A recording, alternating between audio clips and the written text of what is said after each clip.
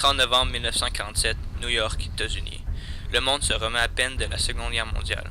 Pour empêcher de futurs conflits de cet ordre, les Alliés victorieux créent l'Organisation des Nations Unies. Les Juifs, persécutés durant les dernières années, étaient incapables de trouver toit où loger. Ils y signèrent le plan de partage de la Palestine, scellant le sort de cette région pour les siècles à venir.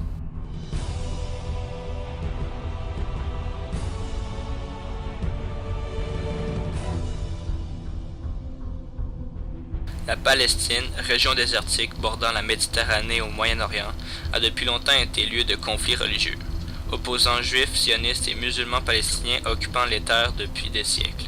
Depuis 1920, mais surtout avec la signature du dernier plan de partage, les Palestiniens perdirent une grande partie de leur territoire au profit des Juifs israéliens, créant de très fortes tensions dès l'arrivée des Juifs. Les Palestiniens se révoltèrent durant les 2 années qui suivirent, mais Israël, appuyé des États-Unis, sortira aisément victorieux de ce conflit. Durant ces années, 800 000 Juifs d'Europe débarquèrent en Israël, entendant la terre promise. Malgré les victoires et l'exode d'environ 700 000 Arabes, les tensions continuèrent d'augmenter.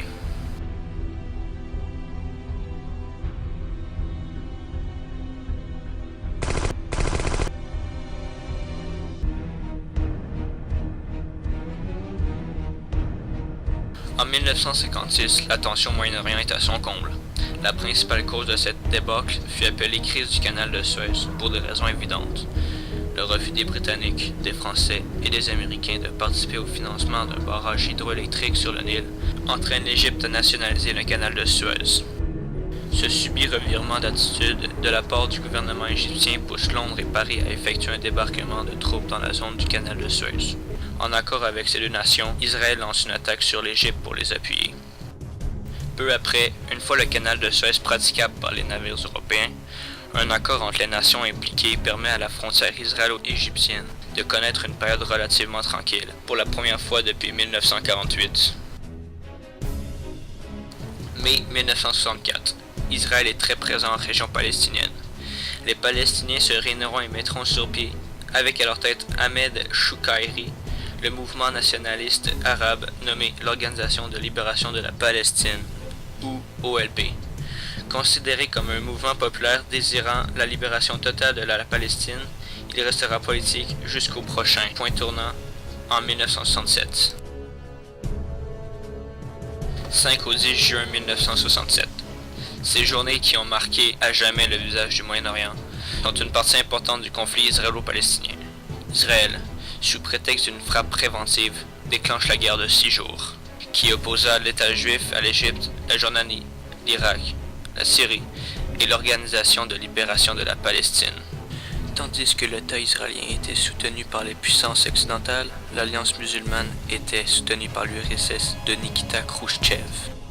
5 juin 1967. Aux petites heures du matin, l'aviation israélienne, volant à basse altitude pour éviter les radars égyptiens, attaque les avions de ces derniers. En quelques 500 sorties, 300 avions militaires égyptiens sur 340 étaient détruits. La même journée, l'armée jordanienne bombarde Israël et Jérusalem. Ils réussissent même à créer une percée jusqu'au quartier général des Nations Unies. 6 juin 1967. L'armée égyptienne, basée dans le désert du Sinaï et privée de son soutien aérien, se fait écraser par les troupes israéliennes. En voyant la facilité avec laquelle l'armée israélienne repoussait les troupes égyptiennes dans le Sinaï, le ministre de la Défense israélienne rappela une partie de ses troupes à Jérusalem pour affronter les Jordaniens. 7 juin 1967, Israël signe un cessez-le-feu avec la Jordanie, cette dernière vaincue à Jérusalem. Et le 8 juin 1967, l'Égypte suit ses anciens alliés jordaniens et accepte le cessez-le-feu des Israéliens, encore une fois victorieux. 9 juin 1967, Israël attaque la Syrie après s'être assuré que l'URSS n'interviendrait pas dans ce conflit. Prenant contrôle du plateau de Golan, en Syrie, Israël est assuré d'une hauteur stratégique importante en terre adverse. 10 juin 1967, l'URSS et les États-Unis imposent un cessez-le-feu à Israël sous peine que l'URSS n'intervienne directement en Syrie, mettant fin à la guerre de 6 jours. Par la suite, d'autres confrontations ont eu lieu, mettant toujours les Israéliens en avantage, et cela pendant plus de 25 ans. 9 septembre 1993, Oslo, Norvège. Le conflit change de phase. Yitzhak Rabin, représentant israélien, reconnaîtra l'OLP comme représentant du peuple palestinien. et Yasser Arafat, représentant des Palestiniens, reconnaîtra le droit d'Israël d'exister en paix et en sécurité. Tout ça sous les yeux du président Bill Clinton. Les deux hommes recevront le prix Nobel de la paix l'année suivante.